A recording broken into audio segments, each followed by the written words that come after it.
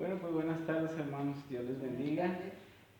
Vamos a, vamos a continuar, hermanos, con nuestro estudio. Los jueves yo he estado compartiendo por medio de YouTube, ahí se los he estado mandando. Tal vez algunos no pueden seguirlo porque luego el internet o sí, pero bueno, estamos estudiando un tema llamado Remedios Preciosos contra las artimañas del diablo.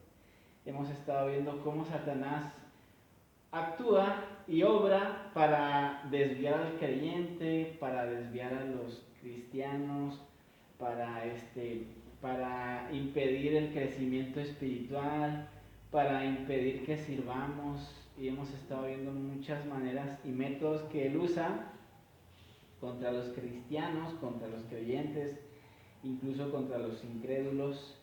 Y en esta tarde quisiera compartirles otra manera en que Satanás actúa. Actualmente Satanás actúa, no solo hace daño a los creyentes, también una de las cosas que Satanás no quiere, pues es que aquellos incrédulos no conozcan a Dios. Porque si conocen a Dios, pues van a escapar del lazo del diablo en que están cautivos. Entonces es una de las tareas de Satanás impedir que los incrédulos crean en Cristo Jesús. Así que pues vamos a introducirnos a este tema de esta tarde, pero antes vamos a hacer una breve oración. Padre bendito, gracias te damos, Dios, en esta tarde, Señor, por tus bendiciones. Gracias, Dios, porque nos permites estar en este lugar. Te pido por mis hermanos que no están aquí, Dios, que no pueden asistir, que pronto puedan estar aquí con nosotros. Y gracias, Dios, porque tú nos has dado la bendición de poder estar aquí en tu casa. Y te pedimos sabiduría para comprender este tema. Llénanos de tu Espíritu Santo, Dios, para que nosotros podamos ser luz a aquellos que todavía están en tinieblas, en la oscuridad de su pecado, de su vida, alejados de ti. Te lo pido, Dios, en el nombre de Cristo Jesús. Amén. Amén. Amén. Bueno, hay que entender algo, ¿sí? Satanás no solamente hace daño y busca hacer daño y tropiezo al creyente, ¿sí? Digamos que su objetivo principal del diablo, pues es hacer daño a nosotros, los que hemos conocido ya la palabra de Dios. ¿Qué quiere hacer? ¿Por qué quiere hacernos daño? Si ya no le pertenecemos, bueno, Él no quiere que nosotros seamos luz, no quiere que nosotros seamos sal, no quiere que nosotros sirvamos, no quiere que nosotros crezcamos, no quiere que nosotros avancemos, no quiere nada de eso. Y no solo eso, sino que también Satanás quiere impedir que los incrédulos crean en Jesucristo. Hará todo lo posible para impedir que ellos se arrepientan. Entonces, ¿cómo es que Satanás lo logra? ¿Sí? ¿Cómo es que Satanás logra que los incrédulos no se arrepientan? Hay muchas tácticas, ¿verdad?, que podemos hablar que Satanás usa actualmente con los incrédulos, nuestra familia, nuestros padres, hermanos, hijos, nietos, primos, amigos, conocidos, vecinos, etcétera, ¿verdad? Bueno, frecuentemente pues Satanás hace que los incrédulos se sientan demasiado pecadores como para ser perdonados. Hay personas que se sienten tan cargadas de sus pecados del pasado que ellos piensan que no pueden ser perdonados sus pecados. Y esto es una de las más grandes mentiras de Satanás que Satanás implanta. Yo he conocido gente que literalmente dice, yo no creo que Dios me pueda perdonar. Así, de plano, ¿verdad? Yo no creo que Dios me pueda perdonar a mí por mis pecados. Entonces, esta es una táctica que Satanás usa regularmente, ¿sí?, con la gente. La gente debe de saber, el incrédulo debe saber que Dios es fiel para perdonar, que no hay pecado tan monstruoso o tan grave que Dios no pueda perdonar. Dios puede perdonarlo todo. Si Dios puede perdonar mentira, Dios puede perdonar un homicidio, Dios puede perdonar una violación, un asesinato, etcétera. Dios puede perdonar todos los pecados. Entonces, Satanás les dirá que Dios puede perdonar a otras personas. Satanás les puede decir, les hace poder creer a los incrédulos que Dios puede perdonar a otras personas que no son tan pecadoras quizá como ellos, ¿verdad? Quizá nosotros no crecimos en un contexto tan pecaminoso, ¿verdad? Digamos que pues éramos igual, ¿verdad? Pecadores, pero no estuvimos inmiscuidos en quizá otros pecados que otras personas sí han estado metidos, ¿verdad? Y Satanás le dice a los incrédulos, mira, quizá Dios sí pueda perdonar a él, pero a ti, tú has hecho esto y esto y esto y esto, y recuerda los pecados. Entonces Satanás hace creer al incrédulo que sus pecados no pueden ser perdonados y que solo Dios perdona a ciertas personas según el nivel de sus pecados. Los que son tentados a pensar así deben de saber que entre más sea su pecado, más es su necesidad de Cristo.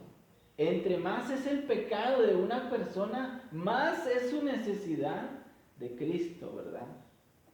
Y como dijo Pablo, donde abundó el pecado, sobreabundó la gracia, ¿sí? Donde abunda el pecado de una persona, ahí sobreabunda la gracia. Digamos que ahí se manifiesta más la misericordia de Dios, ¿no? Yo creo que le platiqué, no sé si le platiqué a alguno de ustedes, una anécdota que nos pasó en la iglesia, en la primera iglesia bautista de Chihuahua. Estábamos en un culto domingo en la tarde y de pronto ya pues estaba la predicación y llegó un hombre así medio mal encachado, feo, ¿verdad? Su aspecto, pero venía triste y se sentó a mero atrás, no dijo nada, se sentó, llegó a la mitad del culto, se sentó atrás, estuvo escuchando. Al final, antes de la despedida, pidió la palabra delante de todos y pues así todos sacados de onda, ¿verdad? ¿Qué va a decir, ¿verdad? Porque pues no es costumbre que llegue alguien que no conocemos y le dé la palabra, pero él pidió la palabra y dio su testimonio. No dio su testimonio de conversión, pero dio su testimonio de lo que está sucediendo, ¿verdad? Lo que está sucediendo. Entonces dice que pues él pidió la palabra, ahí estaba yo, y él pidió la palabra y dijo que venía de intentar matar a una persona, venía de otra ciudad, de Ciudad Juárez, y venía a vengarse de la muerte de su hermano, porque habían matado a su hermano, y él entró, él tenía ya su escopeta lista, y a la persona hacía metros de él, ya lo iba a matar, pero algo le hizo retroceder y lloró, se puso a llorar y se fue de ese lugar. Pasó por la iglesia, la vio, se bajó, entró y dijo: yo quiero aceptar a Cristo, no quiero seguir viviendo esta vida de venganza, porque lo que estoy sintiendo me está comiendo la vida. Y qué tremendo a una persona en esa condición, ¿verdad?, de pecado, cómo Dios puede transformar. Entonces es una mentira maliciosa de Satanás decirle a alguien que sus pecados no pueden ser perdonados, porque la Biblia dice que donde abundó el pecado, sobreabundó la gracia de Dios. O sea, la gracia de Dios siempre va a ser más abundante que cualquier pecado. Entonces, pues la Biblia dice que los sanos no tienen necesidad de médicos, sino los enfermos, ¿sí? Entre más grave es la enfermedad, más se necesita del médico, ¿cierto? A nuestro Señor Jesús le complace tener misericordia y perdonar a grandes pecadores. Digamos que es la especialidad de Cristo, perdonar a grandes pecadores, aquellos que están sumidos en sus pecados. Recuerde usted aquellos encuentros de Jesús, ¿verdad? Con rameras, con publicanos, con asesinos, cómo Él tuvo misericordia de ellos y les perdonó. Y aún les dijo a los fariseos,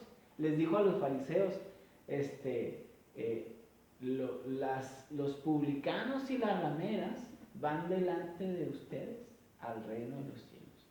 No porque los fariseos fueran más pecadores que ellos, sino porque las rameras y los publicanos están recibiendo el mensaje de todo su corazón, el mensaje de salvación de Cristo.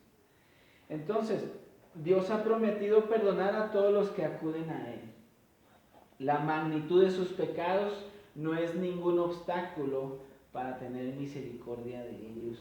Dice Isaías 55:7, deje el impío su camino y el hombre inicuo sus pensamientos y vuélvase a Jehová, el cual tendrá de él misericordia, y al Dios nuestro, el cual será amplio en perdonar. No está catalogando aquí pecados, ¿cierto?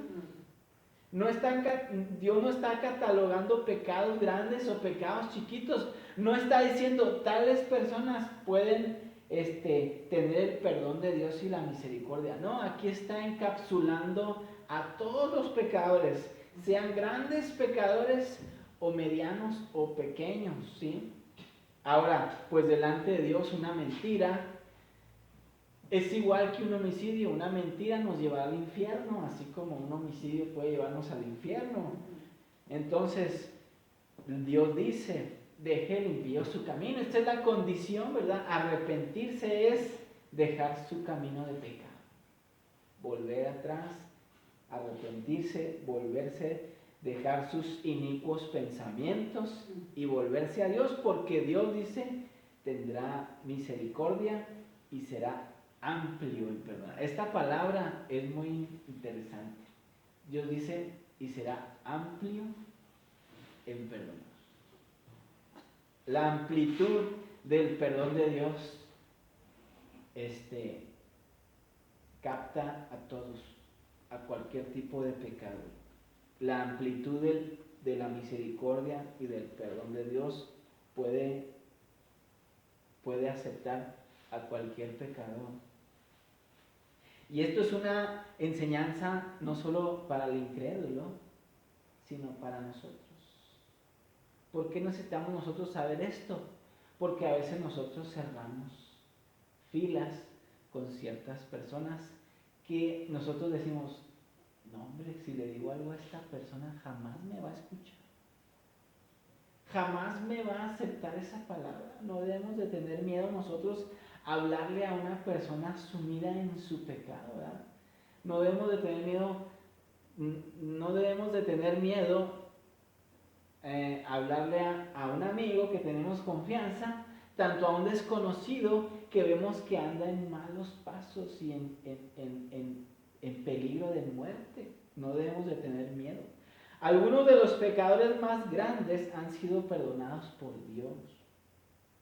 Pablo dice que él era un hombre cruel, violento hacia los creyentes. Él lo reconoce, pero no obstante dice, fui recibido a misericordia, como dice Primera de Timoteo. ¿Quién busca ese versículo? Primera de Timoteo 1:13. Primera a Timoteo 1:13. Esgrima.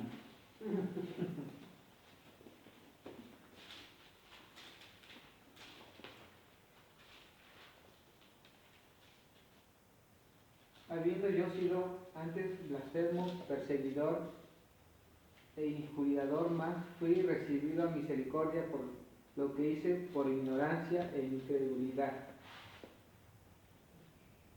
Amén. Entonces dice Pablo, fui recibido a misericordia.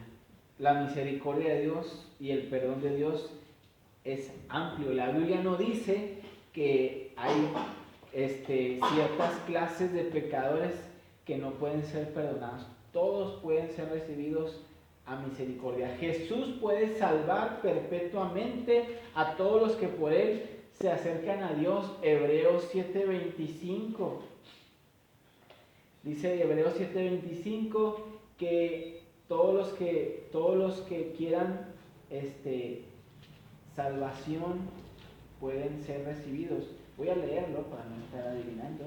Dice, por lo cual puede salvar perpetuamente a los que por Él se acercan a Dios, viviendo siempre para interceder por ellos.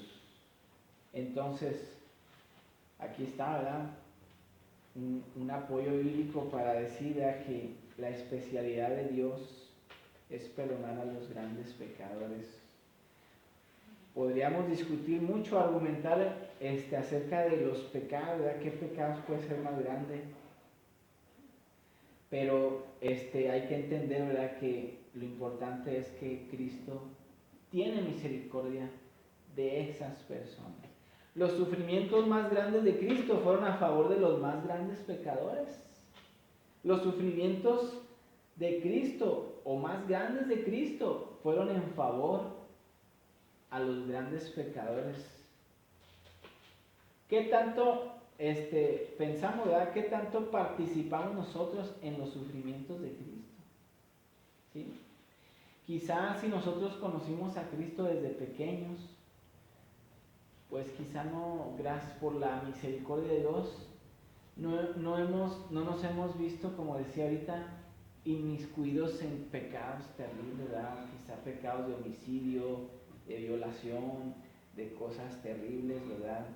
De robar, de matar por drogas o cosas así, ¿verdad? Pero imaginemos, ¿verdad?, todo lo que sufrió Cristo en la cruz fue el peso de todos los pecados del mundo, ¿verdad?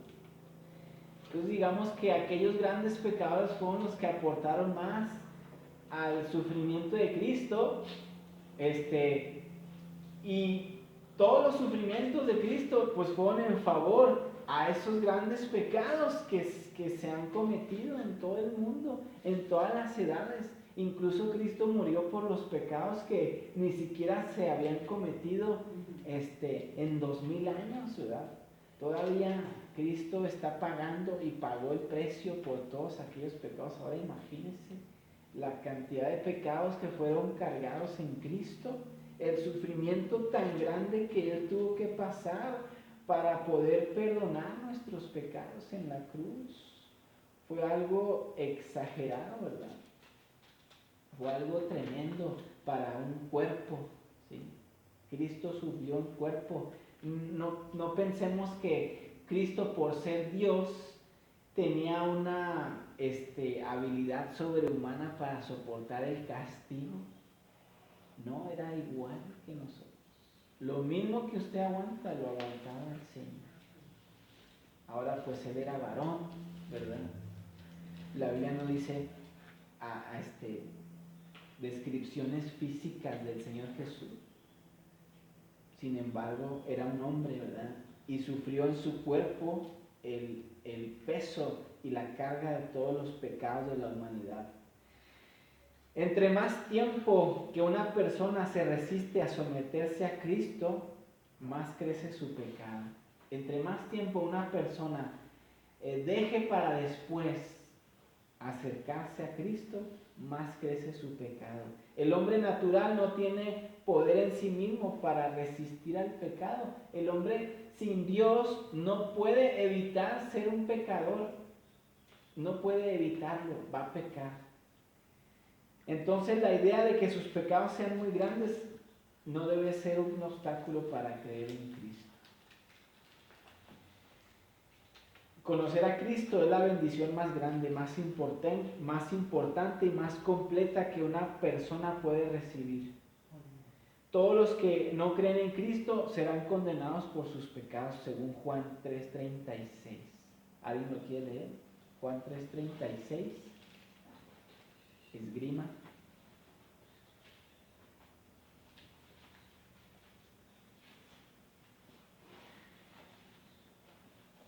Juan 3:36.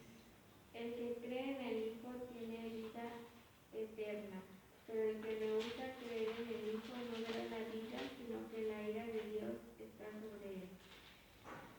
Dice, la ira de Dios está sobre él, el que rehúsa creer a Cristo. Pero la bendición más grande, importante y más completa que una persona puede recibir, pues es creer en Cristo Jesús.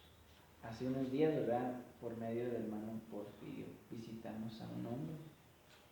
Más o menos el hermano Porfirio me había dicho cómo estaban las cosas con él, ¿verdad? Pero pues llegamos, ¿verdad?, y lo encontramos en un momento difícil también, ¿verdad?, entre muchos problemas difíciles que ha de tener. Pero bueno, le empecé a compartir la palabra de Dios y me impresionó verlo llorar aceptando a Cristo. Siempre me ha impresionado y conmueve profundamente ver a alguien aceptar a Cristo llorando. Y ahí vemos, ¿verdad?, la bendición y la misericordia de Dios mostrada en una vida, en una persona. Cómo Dios puede dar la convicción a alguien después de una vida de pecado, de poder sentirse perdonado. Entonces, hay otra manera en que Satanás intenta persuadir a los pecadores a que no crean en Cristo. Hay otra manera. Les hace pensar que son indignos de ser perdonados por Dios. La Biblia no dice en ninguna parte que Dios necesite esperar que a los pecadores se formen o sean buenos para poder salvarlos. En la Biblia no encontramos ninguna descripción donde Dios diga, bueno, ahí cuando andes ya mejorcito, acércate a la iglesia. Y hay personas que piensan así. Y dicen, no, ahorita ando metido en cosas, no me siento digno de ir ni siquiera a una iglesia. Se sienten con una vergüenza, una carga, y es la razón de que muchos no vienen al templo, no se acercan a Dios. Ni siquiera quieren que les hable uno del amor de Dios porque si se sienten tan culpables, tan pecadores, y de que piensan, Dios, no me siento digno ni siquiera de estar delante de un cristiano que me esté hablando de Dios. Menos acercarme a un templo y sentarme. Por eso la gente dice que en la iglesia hay puros hipócritas, ¿verdad? Y principalmente estas palabras vienen de los incrédulos, que en la iglesia, en el templo, hay puros hipócritas. Porque Satanás ha metido y ha implantado ese pensamiento de que por ser pecadores no somos dignos de estar en un templo cantando. Entre más abunda el pecado, es más la necesidad. Todo lo contrario, entre más pecado haya en la vida, más necesitamos de Dios, más necesitamos buscar a Dios. Las únicas personas perdonadas fueron a las que no eran dignas. ¿Sí? Nosotros no éramos dignos de ser perdonados, tampoco. Quizá no somos asesinos, no fuimos asesinos o ladrones, pero sí hemos cometido muchos pecados, los cuales nos hacían indignos de la salvación. Sin embargo, fuimos perdonados y no éramos dignos. Zaqueo es un ejemplo. Él no era lo suficiente bueno para que el Señor Jesús entrara a su casa y comiera con él. Los fariseos decían, ¿cómo puede entrar a comer en casa de un publicano, de un ladrón? Sin embargo, la misericordia de Dios se mostró en la vida de Zaqueo en que cuando le dijo, la salvación ha venido a esta casa.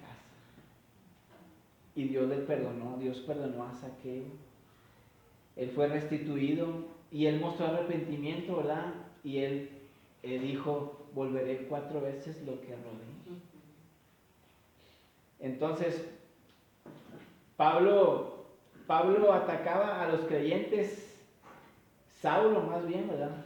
Saulo atacaba a los creyentes y los perseguía cruelmente. Sin embargo, él también fue recibido a misericordia. Estas personas no eran dignas del amor de Dios, así como nadie lo es. Nadie vendrá a Cristo si espera ser lo suficientemente bueno. Pues ¿cuándo? Nunca. ¿Sí?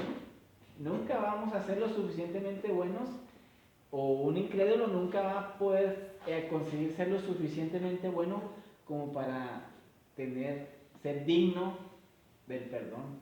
No, no se puede. Así no son las cosas. Dios es el que da la misericordia para perdonar, no importa en la condición actual de la persona, Dios puede perdonar. El método divino de Dios es que primero crean en Cristo, aunque sean indignos. Primero crean en Cristo Jesús. Y después viene la transformación interior, ¿verdad? Ese cambio, esa regeneración que empieza desde el corazón, ¿verdad? Cuando Cristo entra, limpia nuestro corazón y empieza a hacer un cambio desde adentro hacia afuera. Entonces, solamente creyendo en Cristo podemos ser cambiados por Dios. Hay un tercer método usado por Satanás para estorbar a los hombres a que crean en Cristo. Otro método de Satanás. Satanás les dice que no están preparados para creer, que necesitan tener ciertas experiencias antes de estar listos para creer. Satanás les dirá que no han sido humillados lo suficiente para ser creyentes. De una manera u otra, Satanás les hará pensar que les hace falta alguna preparación para poder creer en Cristo. Esto es interesante. Hay personas que piensan eso. No he tenido las experiencias necesarias como para estar preparados para creer. Yo he compartido a Cristo a gente y me han respondido, no estoy listo. Pues ¿cuándo va a estar listo? ¿Verdad? Nunca va a estar listo una persona. No se puede. Esto es un engaño de Satanás, es una vil mentira. Por supuesto, Cristo ha salvado a algunos que parecían no estar muy preparados. Jesús dijo a Mateo, sígueme, ¿sí? Mateo, siendo publicano, estaban asentados en la mesa de los tributos cuando Jesús se acerca y le dice, sígueme. ¿A poco Mateo era o ya tenía muchas experiencias espirituales como para sentirse digno de seguir a Cristo? Pues por supuesto que no. La Biblia no dice que Mateo sintiera algo, un arrepentimiento por su pecado. Sin embargo, Cristo lo llamó de ahí, ¿verdad? ¿Cómo fue entonces que él llegó a ser un apóstol? Bueno, primero pues tuvo que entender que era un pecador. Sin embargo, la convicción se desarrolla por la fe. Dice la Biblia que la fe es por el oír y el oír por la palabra de Dios, no al revés. ¿Sí? No podemos tener un crecimiento espiritual antes de tener fe. ¿Sí? Necesitamos primero tener fe en Cristo y después viene la formación de nuestras convicciones personales. Entonces, por eso una persona a veces piensa que necesitan tener una cierta entendimiento de su vida, de su pecado, para poder llegar a ser seguidores de Cristo. Por supuesto que hay un proceso espiritual, pero ¿cómo lo van a lograr si no se acercan a oír la palabra de Dios? Solamente por la palabra de Dios viene la fe, ¿sí? Primero hay que predicarles y luego viene la fe. Después de la fe, entonces viene la experiencia de la fe, el crecimiento, el entendimiento de la vida de fe. Mateo simplemente siguió a Cristo y Dios se encargó de cambiar su vida, ¿sí? Él nomás tuvo que obedecer, seguir a Cristo, y Dios se encargó de cambiar su vida. Conocí el testimonio de un pastor de una iglesia. Llegó un misionero y él era albañil y le dijo, ven, lo contrató, vamos a hacer un templo, ¿verdad? Iba a ser toda la casa pastoral. departamentos, el templo, un anexo, todo se aventó él. En ese proceso de estar trabajando ahí, el misionero le hablaba todos los días. Y ya dice él dando su testimonio, este pastor dice, ya me caía mal que viniera este hermano misionero a estarme, ya le decía yo, váyase, estoy trabajando, ¿verdad? Déjenme trabajar. Pero el misionero ahí estaba, ¿verdad? Y el hermano misionero fue fiel en predicarle y pues Dios se encargó de hacer el resto. Ahora, él es el pastor de ese templo que construyó. Tremendo, ¿no? Cómo Dios transforma y cambia a aquellos que simplemente toman la decisión de seguirle, ¿sí? No se debe preocupar usted por las experiencias que deba tener. Si Dios le llamó y usted está dispuesto a seguirle, Dios se va a encargar de transformarle. Igual con el incrédulo, si él acepta buscar a Dios, acercarse, Dios hará el resto, ¿verdad? Por medio de su palabra. El Espíritu Santo hace su obra en la forma que Él quiere, ¿sí? No siempre es igual. Dios no obra de igual manera en todos. Él hace su obra específica en cada uno de nosotros. Él va armando las piezas y poniendo los medios para transformarnos, para moldearnos a su imagen. Nunca debemos tratar de establecer ciertos requisitos o experiencias que uno debe tener para decir que está listo o lista para creer en Cristo. Por ejemplo, sentir cierto terror por el infierno, experimentar cierto grado de convicción del pecado. No se necesita esas experiencias, esas vienen por oír la palabra de Dios y por vivir por fe. Entonces, es cierto que cada creyente siente la tristeza, la vergüenza y la convicción de sus pecados, pero estas cosas nacen de la fe en Cristo. La fe es la tierra en la cual crece la tristeza y el arrepentimiento del pecado. La fe es la tierra donde va a crecer eso, ¿sí? La fe se necesita primero ponerse, abonarse. Después allí va a crecer la convicción de nuestros propios pecados, la tristeza y la vergüenza. ¿Sí? Eso se obtiene mediante el oír con fe la palabra de Dios. Al principio que nosotros nos acercamos, pues no teníamos mucha idea acerca de nuestro pasado. ¿Sí? Incluso algunos se acercaron pues pensando que no eran tan pecadores. Pero cuando empezaron a oír la palabra de Dios, se empezaron a dar cuenta la multitud de pecados que teníamos, ¿sí? La culpabilidad tan grande delante de Dios en la que estábamos. Y a raíz de escuchar la palabra de Dios, nuestra fe y tener fe en Dios, empezó a crecer esa convicción de que éramos grandes pecadores. También vienen otras cosas, ¿verdad? La convicción de la seguridad de salvación viene también, ¿verdad? Después de oír la palabra de Dios, escuchar las promesas de Dios, viene y crece esa convicción. La palabra de Dios nos llama a acudir a Cristo tal como somos. No debe de pensar usted que por como es, no debe de seguir buscando a Dios. Al contrario, debemos de seguir buscando a Dios y Dios se encargará de que crezcan en nosotros esas convicciones que nos hacen falta tener, ¿verdad? A todos nos hacen falta ciertas convicciones. A todos nos hacen falta ciertas convicciones. Está esa convicción, ¿verdad? Del arrepentimiento, del pecado, de la vergüenza, de la culpabilidad delante de Dios, de las consecuencias de nuestro pasado, etcétera, etcétera. Y luego cosas buenas como la convicción de la seguridad personal, de la salvación, de que somos nuevas criaturas, de que nos espera una herencia en el cielo, de que hay tesoros en los cielos, los cuales podemos hacer aquí mientras vivamos, etcétera. Todo eso. Entonces, por lo tanto, no debemos pensar que es necesario que cada que cada convicción tenga que ser adquirida antes de estar o recibir a Cristo.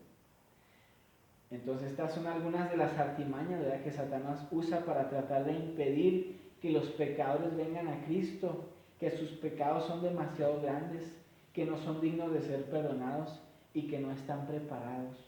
Los pecadores no deben escuchar estas mentiras, sino la voz del Señor que les llama al arrepentimiento, a la fe en su sacrificio como único camino para ser salvos. Entonces, es nuestra tarea, es nuestra responsabilidad como hijos de Dios formar y tener esas convicciones por medio de la fe, de la palabra de Dios, pero también hacérselas saber a otros. Hacérselos saber a otros, ¿verdad? Cuando alguien le diga que no está preparado, cuando alguien le diga que Dios no le puede perdonar, cuando alguien le diga que no ha tenido la experiencia necesaria o no está suficientemente preparado para asistir al templo, usted háblele de la palabra de Dios. Háblele de las promesas de Dios. Háblele de lo que Dios tiene para ellos. Vamos a orar, hermanos, y terminamos este estudio. Padre bendito, gracias te damos, Dios, por tus bendiciones. Gracias, Señor, por tu misericordia.